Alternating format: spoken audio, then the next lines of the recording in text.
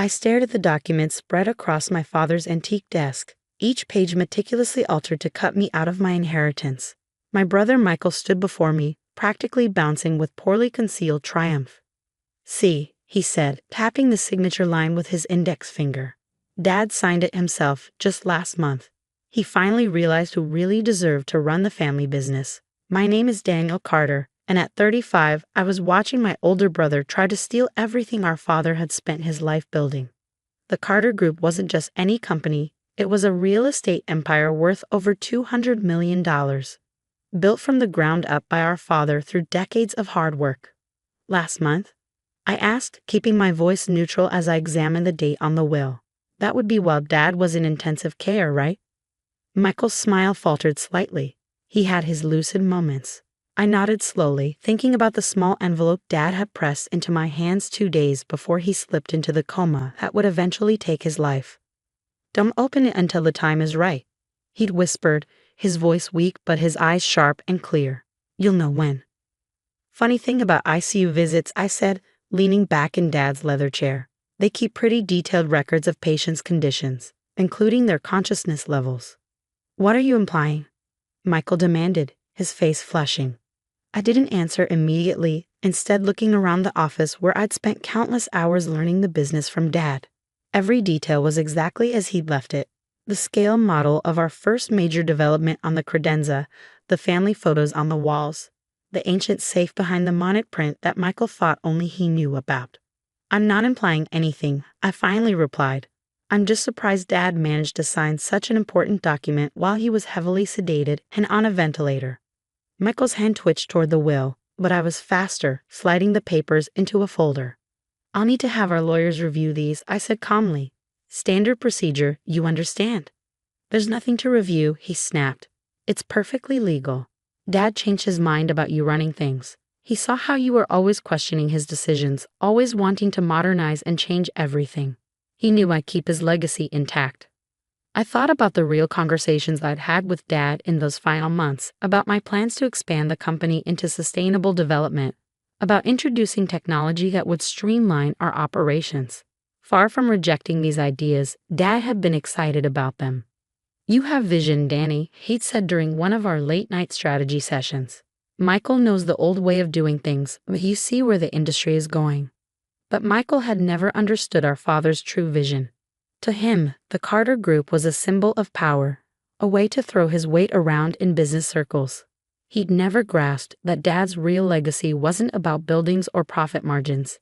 It was about creating something that would last, something that would make a difference in people's lives. "We should call a board meeting," Michael continued, straightening his designer tie. "Announce the changes. The sooner everyone knows I'm in charge, the better."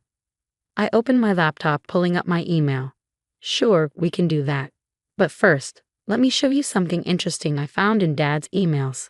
Michael's face paled slightly. "You don't have access to his accounts." "Actually, I do. Dad gave me his password 6 months ago when he made me COO. He wanted me to start handling more of the day-to-day operations while he focused on his treatment." I turned the screen toward him, showing him an email chain from 3 months ago.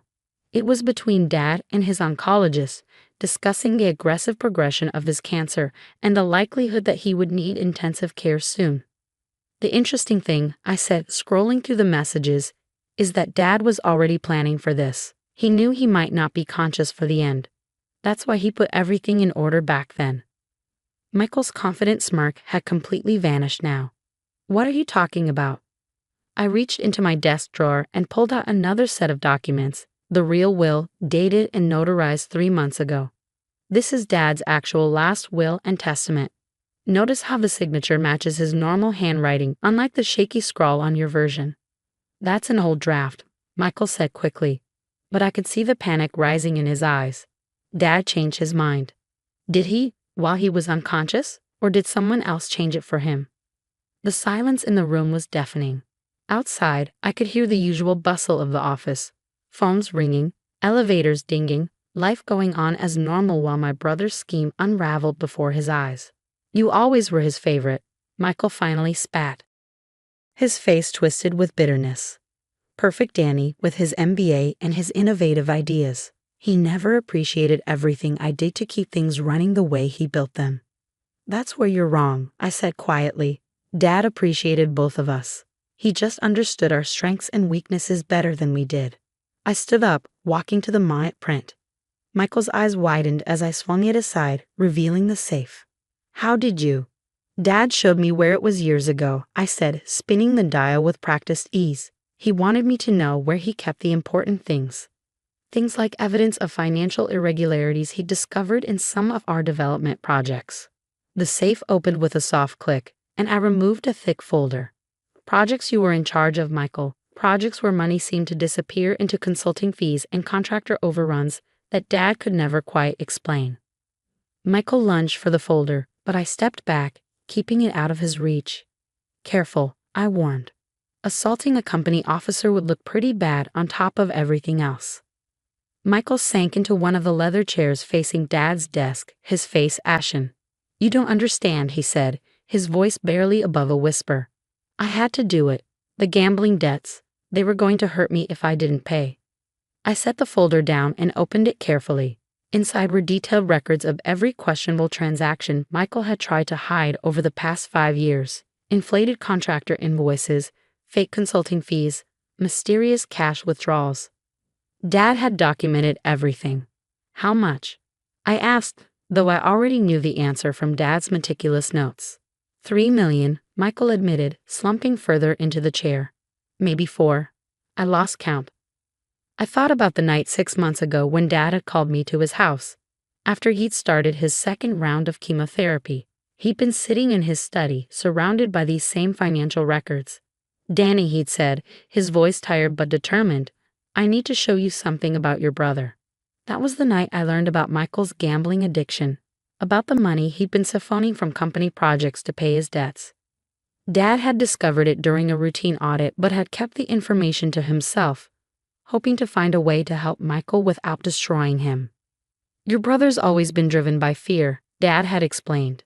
Fear of not measuring up, fear of losing control. That's why he gambles. He's trying to prove he can beat the odds, be the winner he thinks I wanted him to be. Now, watching Michael's carefully constructed facade crumble, I understood exactly what Dad had meant. The new will isn't the only document you forged, is it? I asked, pulling out more papers from the folder. There are transfer authorizations here, checks with Dad's signature, board resolutions, all from after he went into the ICU. Michael's hands began to shake. I was going to pay it back. Once I had control of the company, I could fix everything. By stealing my inheritance, by betraying Dad's wishes, I stood up and walked to the window, looking out over the city skyline Dad had helped shape. Did you really think you could get away with it? What choice did I have? Michael's voice cracked. They were threatening my family, my kids, Danny. What was I supposed to do? I turned back to face him, remembering something else Dad had told me during that late-night conversation. The true measure of a leader isn't how they handle success, but how they handle failure. You could have come to me, I said quietly, or to Dad before he got sick. We would have helped you. Right? Michael laughed bitterly. Perfect Danny to the rescue again. Is that what you want to hear? I pulled out the envelope Dad had given me just before his coma, the one he told me not to open until the time was right. Now was that time. Inside were 2 letters. The first was addressed to me. Dear Danny, if you're reading this, then everything has happened as I feared it might. Your brother's desperation has driven him to try something reckless, probably involving the company and his inheritance. I've known about Michael's gambling for longer than he realizes. I've watched him dig himself deeper and deeper, too proud or too ashamed to ask for help. I tried to protect him, to give him chances to come clean, but sometimes protecting someone means letting them face the consequences of their actions. The second letter in this envelope is for Michael. It contains something he needs more than money or power, the truth about why I made the choices I did. Whatever he's done, remember that he's still your brother. Handle this the way I taught you, with wisdom, compassion, and an eye toward the future. Love, Dad. I opened the second letter and held it out to Michael. His hands trembled as he took it. What is this? He asked, staring at the envelope like it might bite him. Read it, I said. Dad wrote it for you, knowing this day might come. Michael's face went through a range of emotions as he read. Shock, shame, grief, and finally something that looked like acceptance. He knew, he whispered. He knew everything, and he still loved you. I finished. Of course he did. You're his son. Michael covered his face with his hands, and for the first time since we were kids, I saw my brother cry. The silence in Dad's office stretched on as Michael wiped his eyes, still clutching Dad's letter like a lifeline. Through the windows, the late afternoon sun cast long shadows across the room, making everything feel somehow more intimate, more raw. Want to tell me what Dad wrote? I asked quietly, pouring 2 glasses of Dad's favorite scotch from the crystal decanter he kept on his credenza. Michael took a shaky breath, accepting the glass I offered. He wrote about the first development project he ever gave me to manage, the Richmond Heights complex. I remembered it well. Michael had been 28, eager to prove himself. The project had gone over budget, missed deadlines, and nearly cost us a major investor. At the time, Dad had seemed surprisingly calm about the whole thing. He knew I falsified the reports back then, Michael continued. Knew I was trying to cover up my mistakes, but instead of confronting me, he wrote that he waited to see what I would do next. And what did you do? I asked, though I already knew the story. I borrowed money to fix it, started gambling, thinking I could win enough to cover the losses before anyone found out. Michael took a long drink. One debt led to another, and soon I was in so deep I couldn't see a way out. I sat down across from him, remembering how Dad had handled that situation.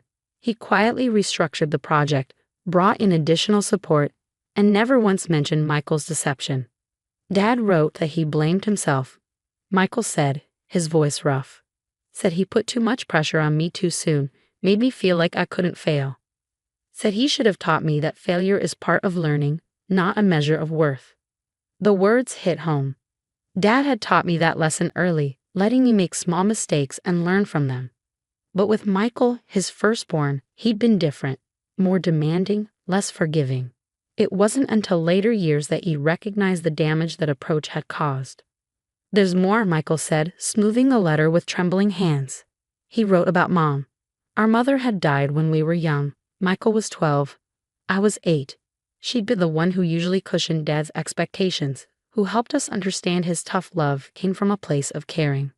He said after Mom died, he was so afraid of losing us too that he tried to control everything. With me especially, he thought if he could make me strong enough, successful enough, nothing could hurt me. Michael's laugh was hollow. Instead, he just made me afraid of being weak. I stood up and walked to the wall of family photos, finding one from just after Mom's funeral. Dad stood between us, one hand on each of our shoulders, trying to look strong for his boys while his world was falling apart. You know what else is in that folder? I asked, turning back to Michael. He shook his head. A recovery plan. Dad spent months working with financial advisors and addiction specialists, setting up a program to help you. There's a trust fund specifically for paying off your gambling debts, but it comes with conditions. Therapy, Gamblers Anonymous, financial oversight. Michael's head snapped up. What? I pulled out more documents from the folder. He knew you'd never ask for help voluntarily, so he made sure it would be there when you finally hit bottom. But after everything I did, the forged will, the stolen money. Dad understood addiction, Michael, better than either of us knew. I handed him another document, an old newspaper clipping about our grandfather's struggle with alcoholism. It's what killed Grandpa. Dad spent his whole life trying to make sure we didn't follow that path. What happens now? Michael asked, looking lost. I sat on the edge of Dad's desk. That depends on you. The trust fund is still there. The help is still available. But you have to want it. And the company? Dad's real will stands. I'll take over as CEO, but there's a place for you here, after rehabilitation with supervision. Dad believed in second chances, and so do I. Michael stared at his empty glass. The men I owe money to, they won't wait for me to go through rehab. They've already been paid, I said quietly. Dad took care of it before he went into the hospital. One last protection for his son. The tears started again, but different this time. Not tears of shame or fear, but of recognition, finally understanding the depth of our father's love. I need help. Danny, Michael whispered, I can't do this alone. You don't have to. The next few months were hard. Michael entered a residential treatment program, while I took control of the Carter Group. We hired forensic accountants to track down every penny that had been misappropriated, setting up repayment plans where needed. The board was surprisingly supportive once they understood the situation. Many of them had worked with Dad for decades and recognized his philosophy in how we were handling things. 6 months later, I sat in what was now my office, looking at an email from Michael's therapist. He was doing well, taking his recovery seriously. He'd started mentoring other addicts, using his story to help them face their own demons. I opened Dad's safe. I kept it in the same place and pulled out one final letter he'd left. This one was addressed to both of us. My boys, if you're reading this, then the worst has happened, but also the best. The worst because your brother's addiction finally came to a head, but the best because you found your way through it together. Danny, I knew you would handle things with the wisdom and compassion I always saw in you. Your strength isn't in being perfect, it's in understanding that nobody is. Michael, my firstborn, I hope you finally understood that my love for you was never conditional on your success. Your worth isn't measured in achievements or failures, but in your capacity to learn and grow from both. Together, you two have the potential to take the Carter Group further than I ever could. Danny's vision combined with Michael's experience, once he's healthy again, could be extraordinary. But more importantly, you have the chance to heal what's been broken in our family for generations. The cycle of addiction, of hiding pain behind pride, of fathers and sons unable to show their love. It can end with you. Remember that buildings rise and fall, fortunes come and go, but family, real family, bound by love and understanding, that's what lasts. All I love, Dad. I folded the letter carefully and looked out at the city skyline. Somewhere out there, Michael was fighting his daily battle for recovery. Meanwhile, I was here, protecting what Dad had built while preparing it for the future. We weren't the same people we'd been when this all started. Maybe that was Dad's real legacy, not the company or the buildings, but the understanding that sometimes you have to break apart to come back stronger. I picked up my phone and dialed Michael's number. It was time for our weekly call, where we talked about everything and nothing, recovery and business, memories and hopes, the past we were healing and the future we were building. Dad had been right. Buildings rise and fall, but family endures.